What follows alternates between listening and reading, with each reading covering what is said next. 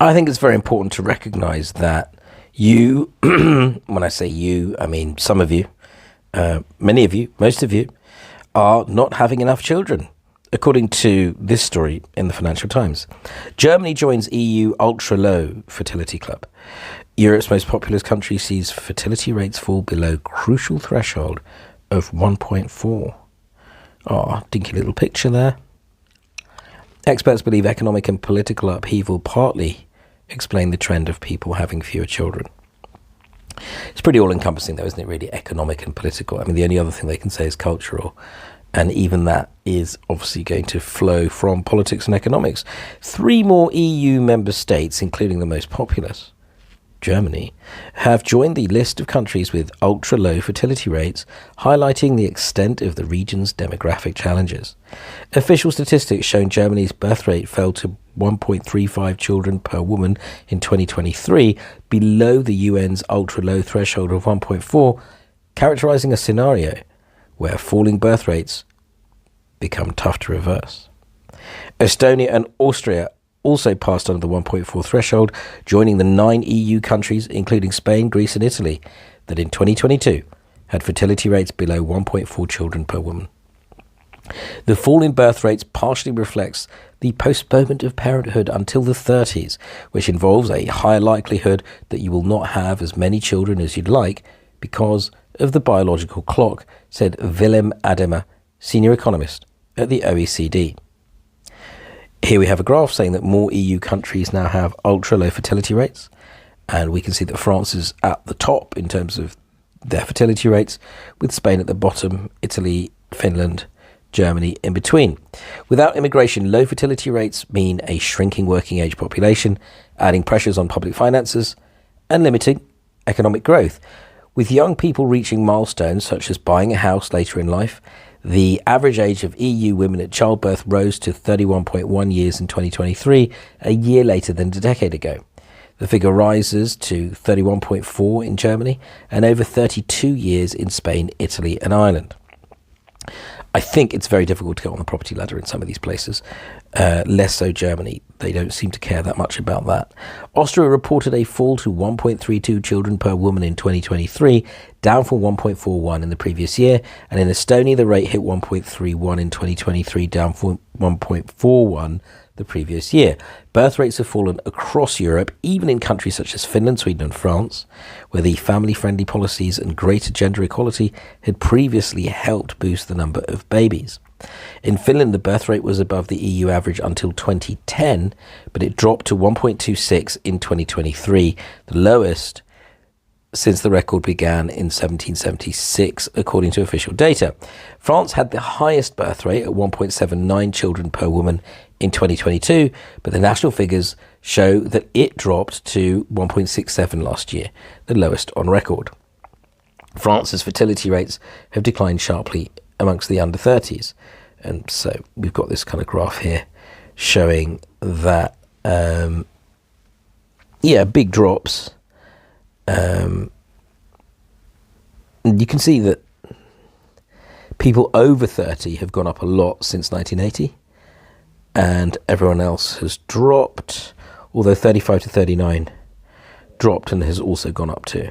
So the two that have risen in the last 40 years are 30 to 35 and 35, so basically over 30s.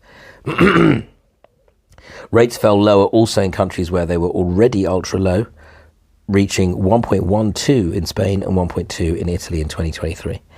Guangzhou Zhang, Population Affairs Officer at the United Nations, always funny when the United Nations talk about population, called for governments to put more family-friendly and gender-responsive policy measures in place. The UN, I'm sure, said there were too many people on the planet 60 years ago, and now finally they're saying there aren't enough, saying this would enable women and men to have the multiple children that surveys claim they want. Experts believe economic and political upheaval partly explain the trend of people having fewer children.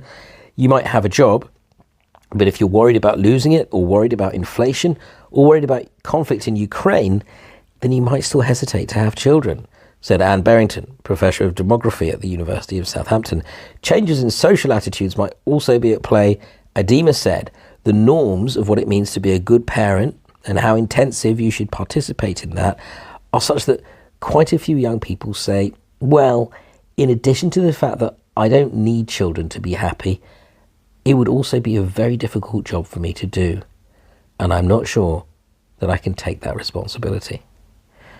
And now let's have a quick look at some of the comments. I looked at this before. The first comment was quite interesting. Oh, it's moving around quite a lot, actually.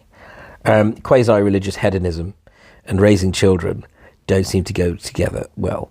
People with high birth rates are ready to step in to create our future.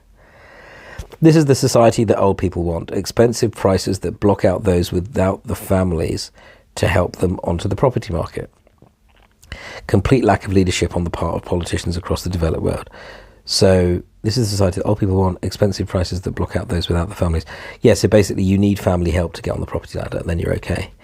Then someone says, yeah, and you don't solve the problem with immigration.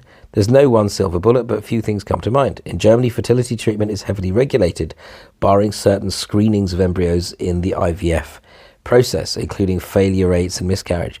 This is a hangover from the Nazi eugenics that needs to go because it creates unnecessary suffering for IVF parents. The tax code could also reflect how family operates as a unit, so rather than a child tax credit, split income by family members. AFD recommends this. The Greens recommend removing parental income splitting, which is extremely anti-family. Funny to see the AFD and the Greens agree. Europe doesn't allow surrogacy. This is an ethical issue for most people, but it answers a question of older mothers. If prostitution is legal, why not surrogacy? Build more housing, period. Billionaires must be laughing at many pinning this at the boomers in the chat. It's not a matter of money per se, but how it's distributed. The problem is that ranks of billionaires and multimillionaires are swelling, whereas incomes of the rest are stagnating. Rich pay significantly less taxes than the rest, so it's no wonder where the spoils of productivity gains accumulate. If that wasn't the case, we could all be making significantly more, instead of billionaires having fortunes in the hundreds of billions. Well, clearly... Oh, I like this one. The explanations given by the experts quoted in the story, as well as the comments here, are so busy throwing out their particular issue, insufficient gender equity, high housing costs in London, that they ignore the reality that fertility rates are collapsing around the world. For example, TFR is at or below 2 in India, Bangladesh and Indonesia. Much of the Middle East is below 2, including Turkey and Iran. There are countries in Latin America that are at or below Spain and Italy. So something is going on in the worldwide culture that puts a low priority on having children. Well, I think that is enough of that for now.